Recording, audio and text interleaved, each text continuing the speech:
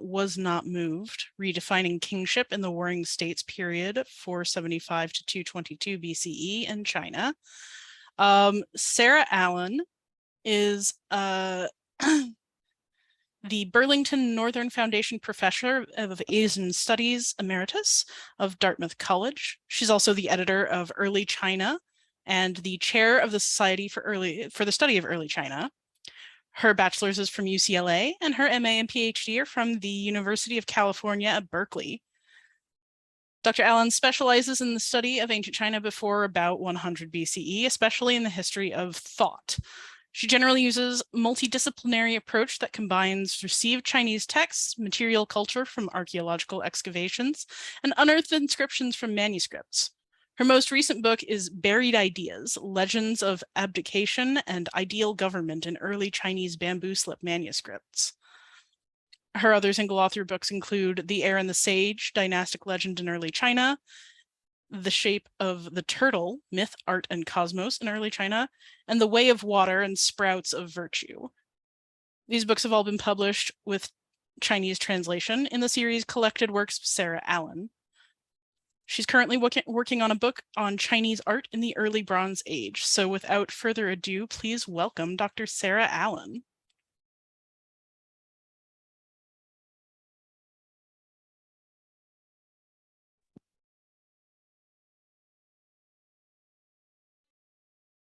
Am I unmuted yet? I guess so. Please let me know if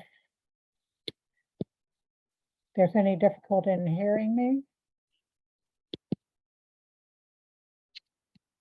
and whether my screen is being shared.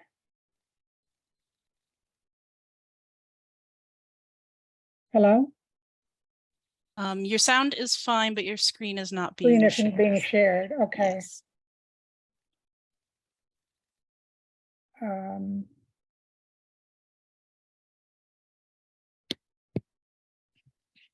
Is it shared now?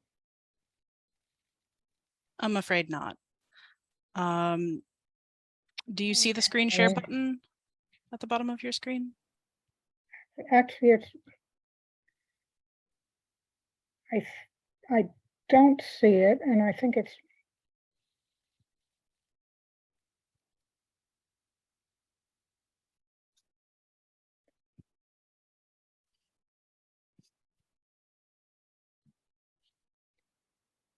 let's see if this works.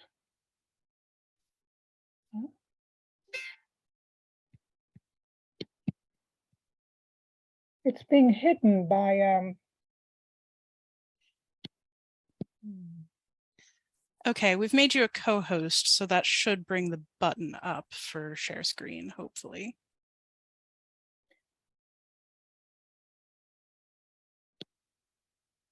Apologies for the technical difficulties. Yeah, it's me who should apologize, I think. There's a chance it's underneath a panel at the bottom. Is there a more button, perhaps?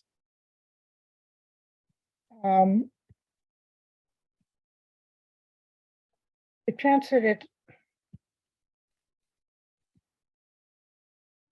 let me,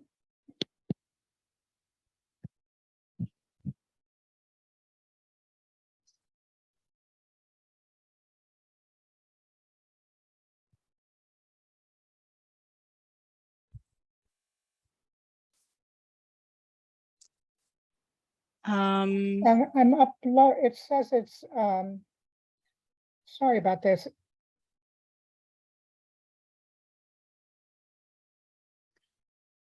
It says it has to be uploaded to OneDrive. Does that make any sense to you? I don't think that's necessary for sharing. Your Zoom app should have a share screen button in its menu bar. If your app is taking too much space up on your screen for you to see the buttons, maybe you can resize it. Okay, now I've got it. Okay.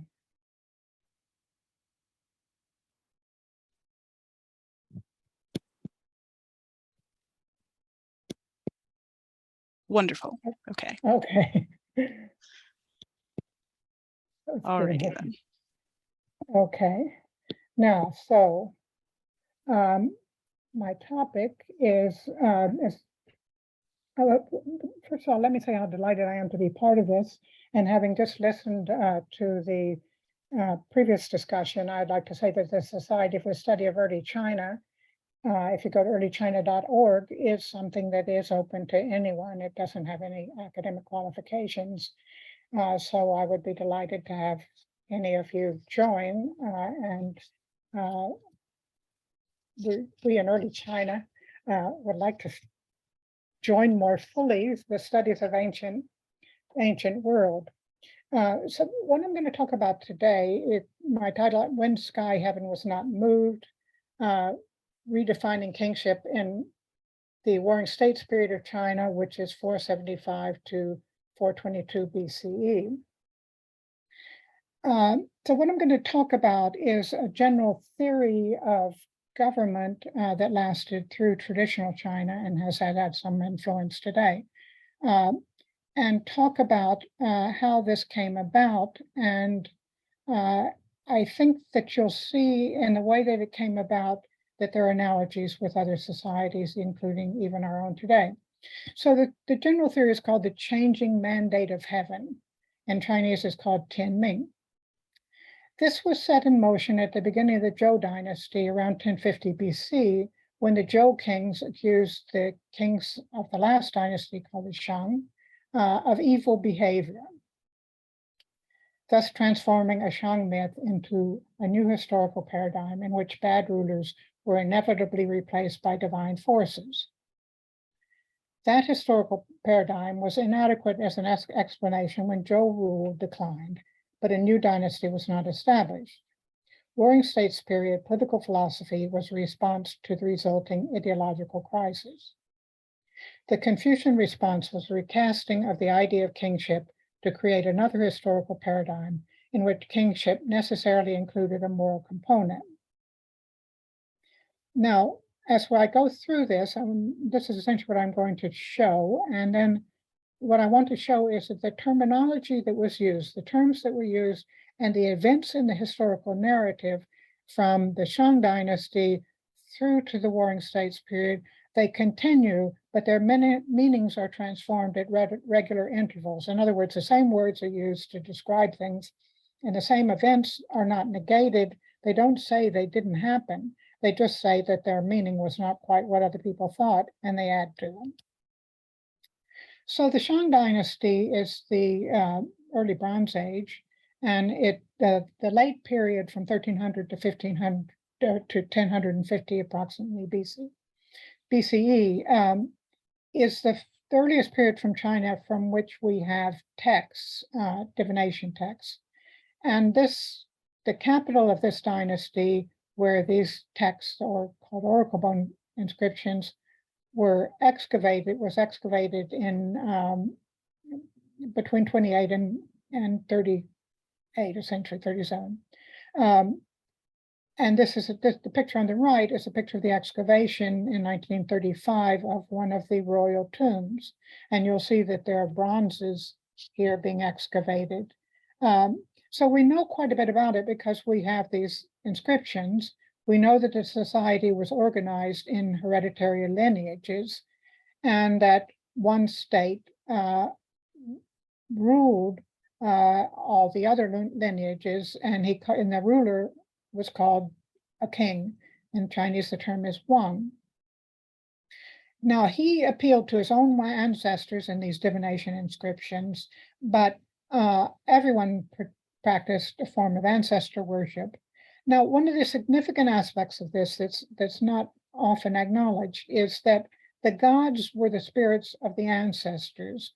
And the effect of this is that rather than talking about gods in other worlds and their relationships with humans, very often people are talking about what happened in the past, because the gods and the ancestors were one and the same. So the history in China has always had an unusually strong role. So the Shang kings, though called themselves Wang, they divined about offerings to their own ancestors and nature spirits. And these offerings were often very great. I mean, could be hundreds, even thousands of animals and even humans. And the ancestors in the main line of descent were called Di. These Di they could get favor, or the Di could curse them, as they more often did. And they appealed to a high spirit called Shang Di, which I'll translate as a Lord on high. So he's called the highest. The Shang means highest. He's called the highest Di, which suggests that he may have also been an ancestor. And one theory, which I happen to agree with, is that in fact he was the progenitor of the main lineages. So the sacrifices to the ancestors, so they didn't approach Shangdi directly, they approached him through their ancestors. As I've reconstructed it, there was a mythical dualism. I should say this is not accepted by everyone. But the Shang ancestors were associated with 10 sons. These 10 sons were worshipped, and their ancestors were worshipped on the 10 days of ritual week. And their ancestors were associated with birds, sky, and light. And the opposite of their own ancestors was another people that they called the Xia. And the Xia were associated with 12 moons, dragons, the underworld, and darkness. Now, around 1050, the Zhou overthrew the Shang and established a government, and they appointed members of their own lineages and allies to govern the states. They were less developed than the Shang, and they took over a lot of the Shang governmental system. They called themselves Wang, used the same title, and they appointed rulers of states, which were called Ho. Now, they were much more systematic than the Shang had been. The Shang had sort of grown up their power over a period of time. So the Zhou, having conquered them, were able to establish a much more systemized and bureaucratized government. They still accepted that the highest power was Shang Di, but they also called him Tian. Tian means sky or heaven. Literally, it means sky, and it's usually translated as heaven. So Tian meant either Shangdi, or it could be a more general term for Shangdi and the other celestial spirits. So the king was then considered the Tianzi, the son of Tian. If he was in Shang times, we have no record of it. And what he ruled was called Tianxia, which is under the sky. It's often translated as all under heaven. And by definition, the ruler then ruled the world, just simply by those names, whether he actually did or not. In a moral sense, he was considered to be the ruler of the entire world, who was answerable to Shangdi. Virtue, the term da, which was used in other times to mean virtue, essentially in this period was an inherited essence, something that you got from your ancestors. And in these inscriptions on the bronzes, they talked about the da that they inherited from their ancestors who had helped the Zhou king. So it was something that you got. It didn't really mean virtue yet, but it was something more like a kind of charismatic power that gave you some kind of authority. So what happened when the Zhou defeated the Shang is that they needed the support of Shang artisans, like bronze casters. We now know that some of the bronzes that were found in the Zhou homeland were actually cast in the Shang capital after the overthrow, scribes, military, etc. And the reason we know this is that they're transmitted texts, some of which probably date to soon after the overthrow, and also these bronzes often have inscriptions. The inscriptions are about what their ancestors had done to help the original or earlier Zhou kings. So we know that at that time, what they did was they claimed that they had the mandate of heaven. And that the mandate of heaven, Tianming, had been that of the Zhou rulers, but was now theirs. The term Ming, which is the same as the other Chinese word Ling, means to command and was the same term that the Zhou used when they appointed officials. So what they essentially said is that you had this mandate and now we had it. And then they also said that you had it because your ancestors defeated this previous people called the Xia. As you'll remember, I just said that those were the mythical opposite of the Shang.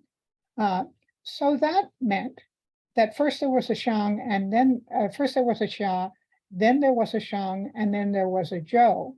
So there then became the idea of a dynastic cycle. That is to say that a dynasty starts, it flourishes, and then it dies, and then there's going to be another one.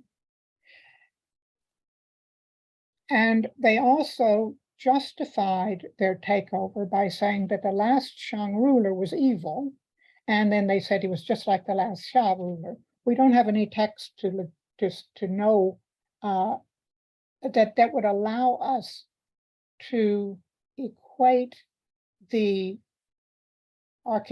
any archaeological finds with Xia rule, although many archaeologists think that an archaeological site called Arlito was the Xia. We have no way of knowing. And so those of us who are cautious don't put the two together, but you'll find it in the literature.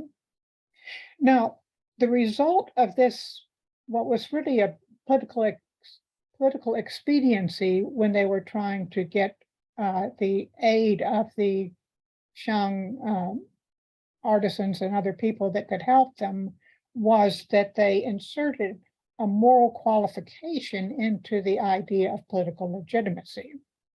That qualification is limited. It really means that a really evil person does not have legitimacy to rule, and the way you'll know it is that heaven will change its mandate. And this is a piece of early evidence for that idea, going back and to show you a little bit what it was like. So according to the inscription, it says it was the 9th month when the king was at Zhongzhou. He commanded you and said, you, the illustrious King Wen, receive the great mandate that was seen in the sky. So there was some sort of event. There's been a lot of debate about what this event was in this that he saw, and there's also a lot of debate about the precise chronology. But there was something that was seen, and that they said, and that you saw this in the sky, so you know that Tin was changing his mandate.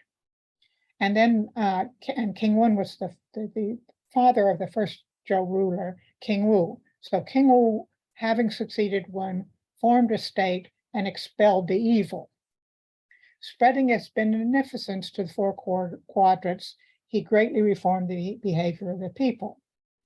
We have heard that In means the same as Shang. Letting go of their mandate was due to the peripheral lords of In or Shang and all the In authorities being mired in drink, causing their troops to perish. So immorality was a disqualification, and alcohol came into it. I should say that alcohol was China was the earliest place to use alcohol. That's at least according to present archaeological records. But alcohol was very general. In China, it was 7th millennium BCE, but it was very general in the ancient world. So the king was accused of being drunken, licentious. Very bad was that he listened to his wives or mistresses, and that's a bad last king's most important evil as in the long run over the dynasties.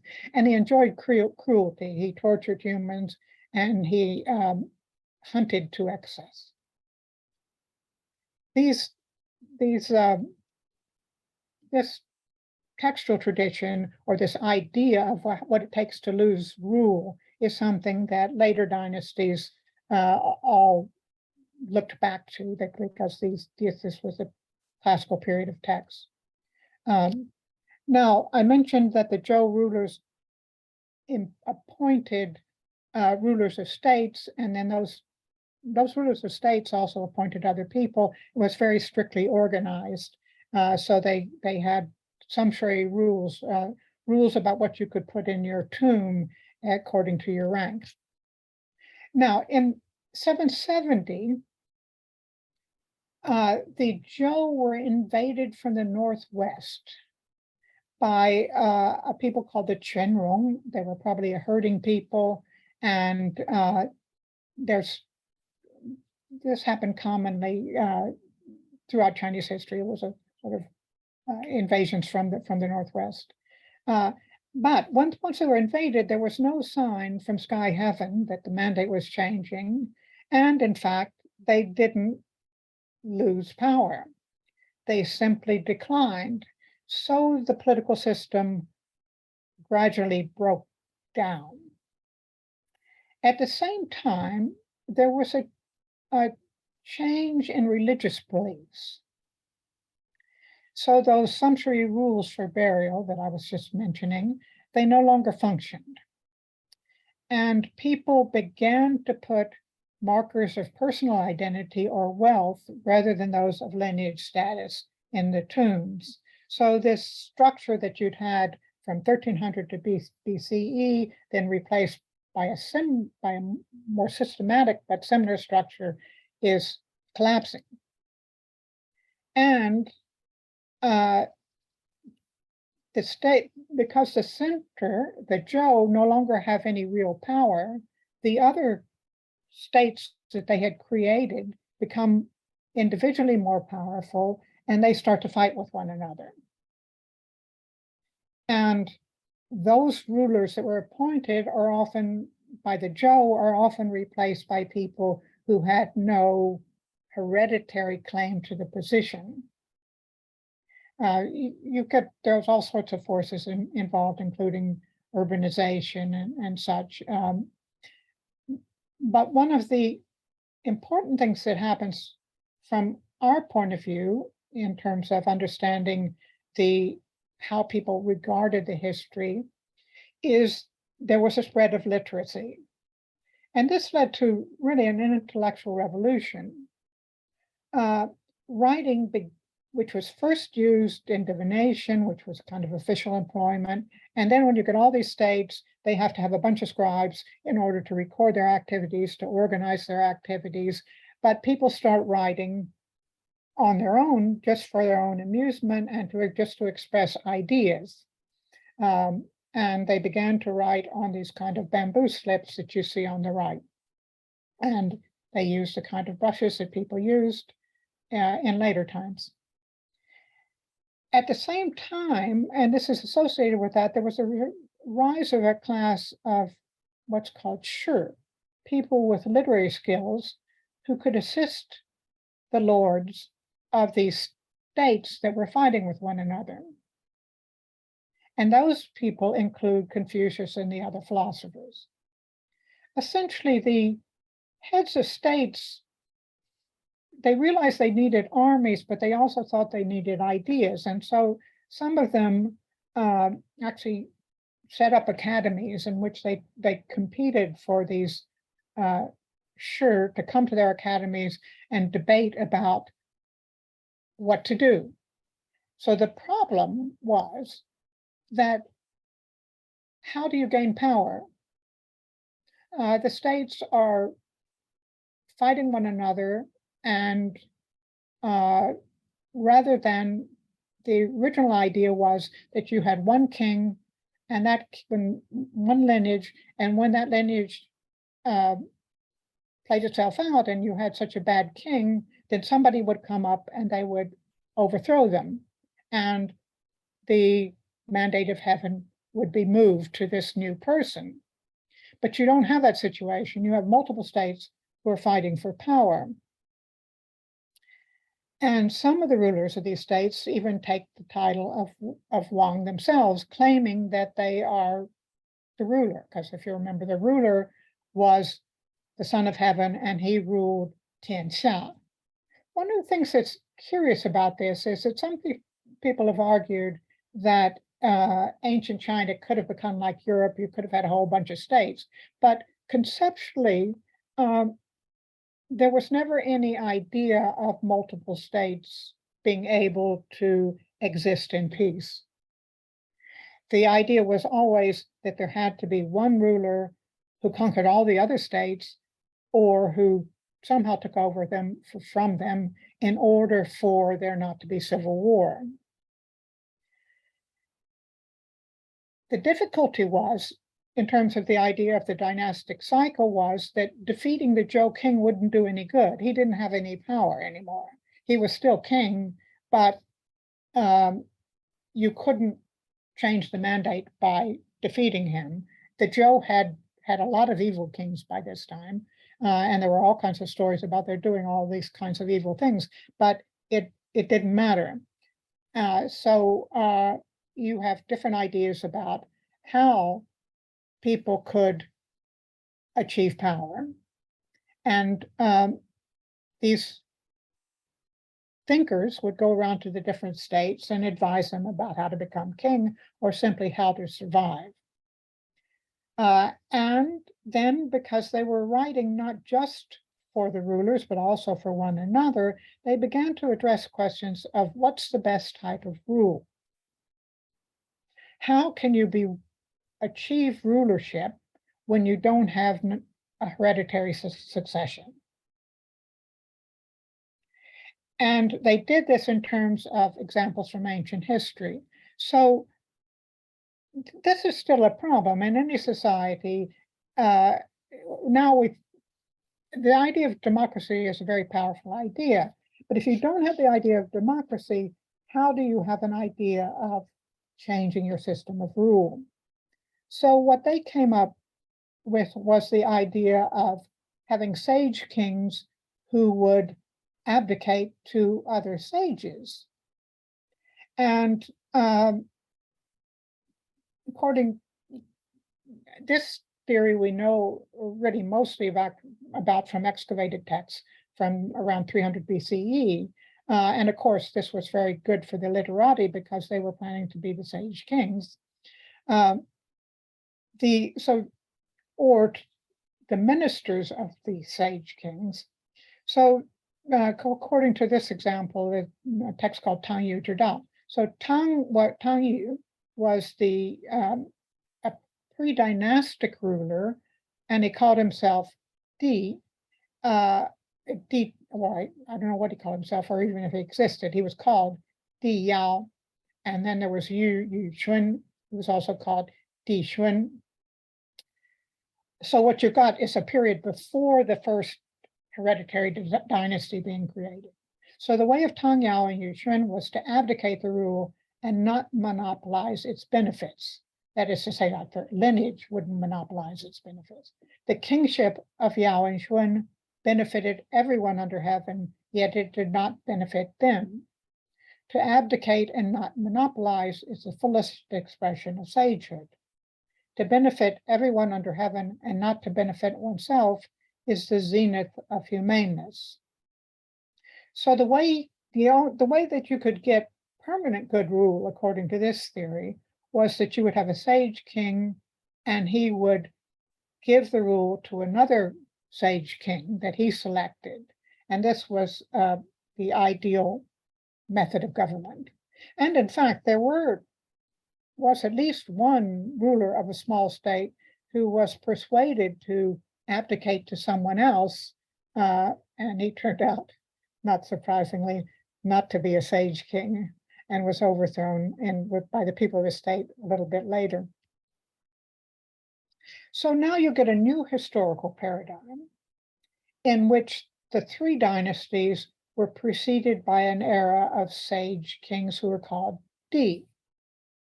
And you'll remember that this Di was the name used by the ancestors in the Shang times, but now it's changed to ancient rulers, and specifically those who lived in this period before, and ruled in the period before dynastic rule. And they have so there's Yao, Shun, and Yu, these 3D, and then there's the Shang Dynasty. And the sons of these 3 rulers were likened to the badass kings of the dynastic rulers. And what they did was when they appointed, because their sons were evil, is another reason why they appointed these sage rulers. So then you had a theory of the mandate of heaven being moved from one sage ruler to another sage ruler before you had hereditary rule. Kingship then was redefined as serving to benefit the people. So what started out was a lineage system, and then you get a lineage that's replaced the previous lineage because of evil behavior, but now you get an idea of government and a king being required to actively benefit his people, not just his own lineage. Now, Confucius and his disciples are the result of this period of thought. It's called the Golden Age of Chinese philosophy, but it was it was almost like a kind of renaissance in which the ancient myths, which were because you have a system of spirits being ancestors, so the history was a way that everything was being talked about, and so they co-opt this and they make it into an ethical system, starting with Confucius and his main disciple called Mencius, who lived in the 4th century BCE, was the person who really established the political philosophy that is associated with Confucianism. And according to this, dynastic rule is based upon an idea of a changing mandate of heaven, Kin Ming. The evil ruler is replaced by a good king, Wang, who was called Tianzi. History begins with the pre-dynastic rulers, Yao and Shun, who then abdicated to sage successors, and they were called Di. Da, which in the Zhou times was a quality that was inherited within a lineage, but could be cultivated. So it was cultivated probably originally by your sacrifices and by your loyalty to the king. It's redefined as virtue. It becomes something that everyone has to a certain extent. Some people may have more capacity for it than other people, but anyone can cultivate it. And anyone, in theory, can become a Di, like Yao and Shun, if they sufficiently cultivated their Da. And the way that you knew whether they sufficiently cultivated their Da was by the reaction of the people with whom they lived. So, for example, Shun's father was also evil, and he went and lived with various people, and wherever he went, the people were transformed by his goodness. So the idea in this is that the ruler can, by his personal Da, transform the people that he rules. So Shun went and farmed with people, and they no longer fought over the boundaries of their fields. He went to and he fished with people, and then the fishermen used the right kinds of nets. All of these stories about his goodness and his transformative power. With Confucianism, this Da then is further refined as to say that in terms of humaneness and rightness, as humaneness is the essential quality of being human, and that being human is the ability to be virtuous. And rightness has to do with right behavior. So these are the kinds of terms that compete with ideas that we might associate with justice and a various set of terms that derive from the Greek tradition. Li, ritual, which started out in term to mean as an idea to do with sacrifice to the ancestors, is then redefined from worship to any performative act, including those rituals that are associated with ancestor worship. And the reason that you perform them is that they inculcate a sense of right behavior. Now, within this system, then, the idea of kingship is transformed to mean something to have a moral value. So Mencius says, so this is from the Mencius. And it says, King Shen of Qi asked, Tang banished Jie and King Wu smote Zhou. Zhou is the last ruler. So Tang is the first ruler of Shang Dynasty, and he banished the last ruler of the Xia Dynasty, and King Wu smote, meaning he actually killed him, Zhou, who was the last ruler of the Shang Dynasty. And then he said, did this happen? And so Mencius said, yes, it's in the transmitted records. So the king says then, is it permissible for a minister to assassinate his lord? And Mencius replies, to mutilate humaneness is to be a mutilator. To cripple rightness is to be a crippler. Someone who mutilates and cripples is an ordinary person. I have heard of the execution of an ordinary person, Zhou. I have never heard of the assassination of a ruler. So what you get then is the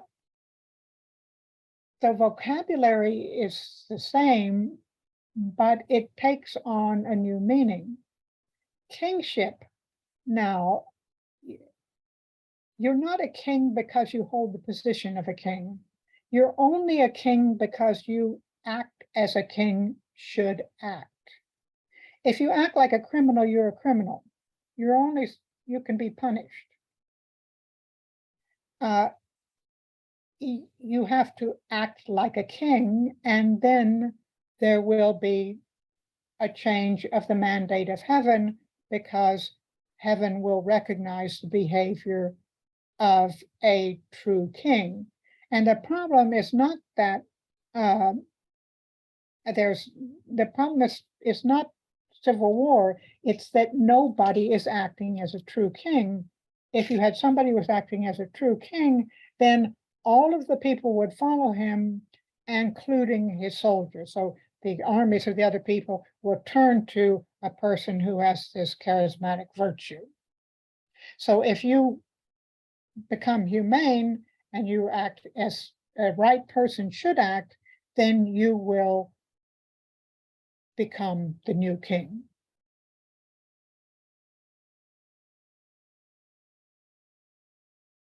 In another passage from the Mencius, King Hui of Liang said, so these sure going to different courts. In this case, it's the same court, but to advise the rulers. And in the case of Mencius, he always gets the best of them. It's hard to believe that he actually said these things, that they let him get by with it. Anyway, he asked for his instruction, and Mencius says, is there a difference between killing a man with a cudgel and killing him with a blade? And the king said, there's no difference. Is there a difference between using the blade and using the administration of government, using government to kill somebody? And the king said, there's no difference. And so Mencius says, your kitchen has fatty meat and your stables have fat horses. The people have the look of hunger, and in the wilds, there are people who have died of starvation. This is leading animals and devouring people. When animals eat each other, people find it repugnant to be father and mother people and to not avoid leading animals and devouring people. How is this being father and mother of the people? So here then we have the king who must act like a king, and being acting like a king means to be father and mother of the people, which means that he has to care for their welfare. If someone is just spending all of the wealth of the state on his own luxuries and letting the people starve, then he's not king and can be overthrown.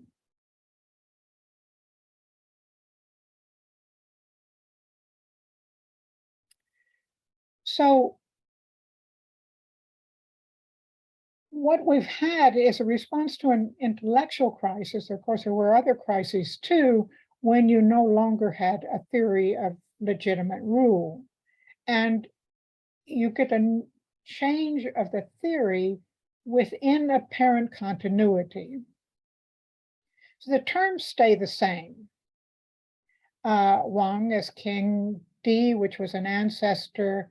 Wang was king, just meaning you had the power, and then it becomes having a legitimate power. Di, which was an ancestor, becomes a name for pre-dynastic rulers who were undoubtedly somebody's ancestors. Shang Di is still the Lord on high and maintains that position. And he's equated with Tian, sky heaven, and then the ruler becomes, by definition, somebody who rules, who is son of sky heaven and rules Tian Xia. So you go from a mythical dualism in the Shang Dynasty, in which you had the Shang preceded by their opposites.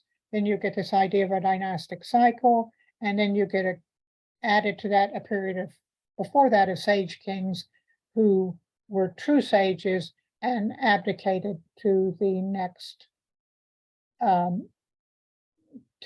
ruler.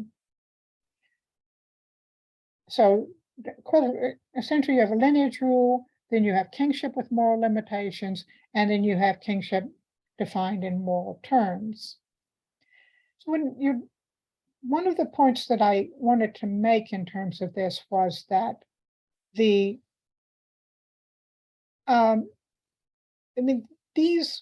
recasting of terminology and recasting of narratives is something that's still going on. The way that it works is that you don't negate what happened before. You just change the paradigm in order to be expressing a new idea. And the expression of that new idea allows it to be current for that current situation. Because this isn't, of course, we didn't quite work in the sense that Mencius didn't manage to persuade anybody, or nobody who was persuaded managed to become ruler of all under the sky. On the other hand, if this didn't work as a way of achieving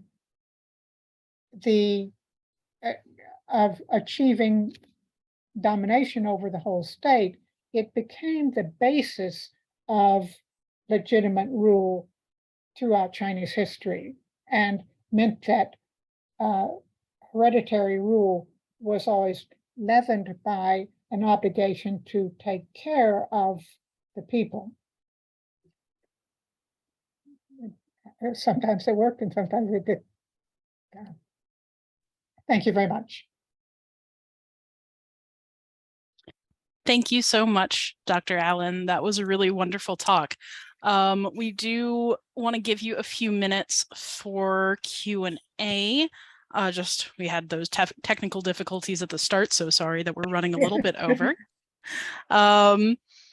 So let me pull out some of these questions from chat, and those of you who are watching, feel free to add more.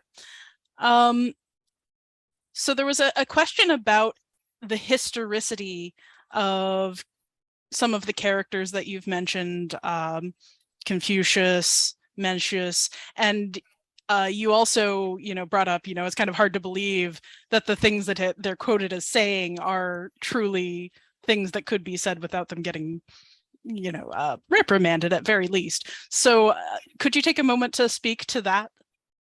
I don't think there's any question that Confucius and Mencius were historical figures.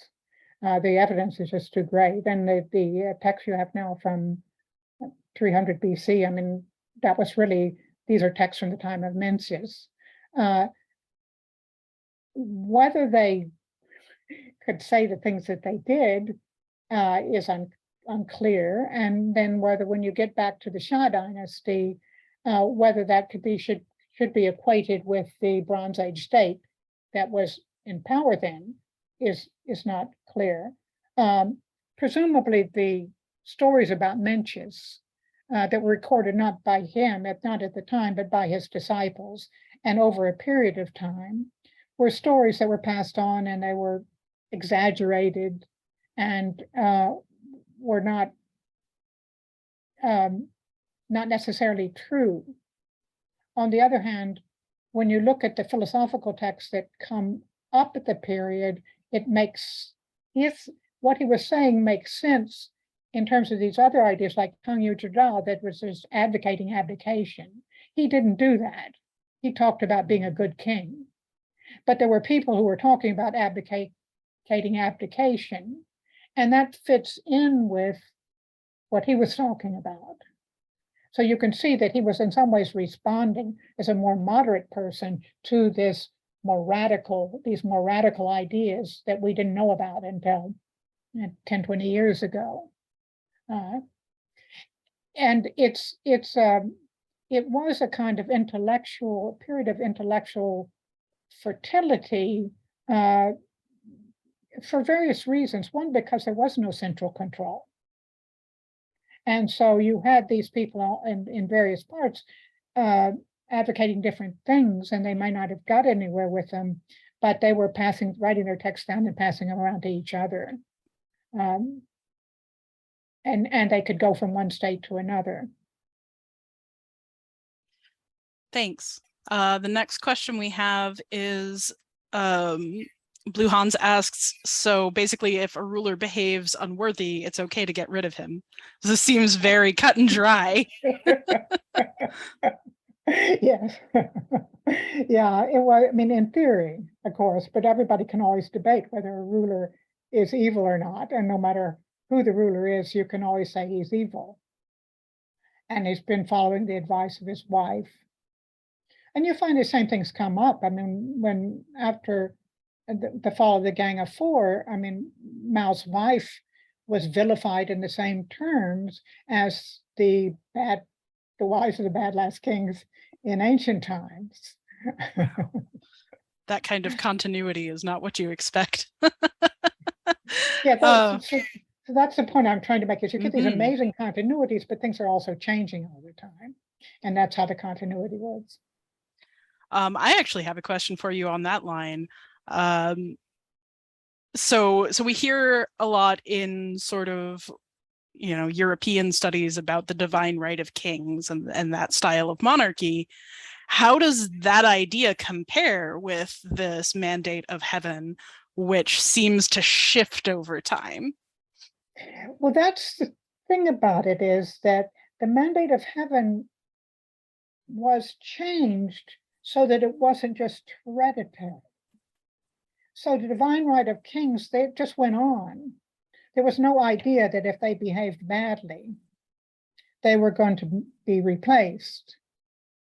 So all these ancient systems are always hereditary to start with. And what happened in China is you get a political system that allows a hereditary king to be replaced and then another king to come into power. And that's one of the reasons that you have this kind of continuity. You can compare it with Japan, where the power just went out of the hands of the king, and the king lasted all that time. But this, because of political expediency in 1000 BCE, you end up with a system that allows allows a change, and then that change is modified with different kinds of explanations. But essentially, you've had an idea of changing mandate of heaven from this beginning until early 20th century.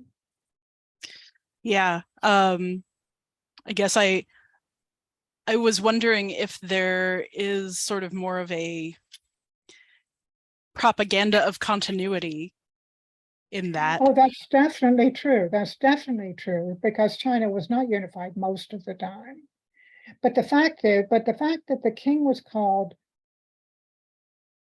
the son of sky heaven, and what he ruled, the world was called all under heaven, meant that you always had a concept of the ruler as ruling everything, even when you didn't have one that was ruling everything.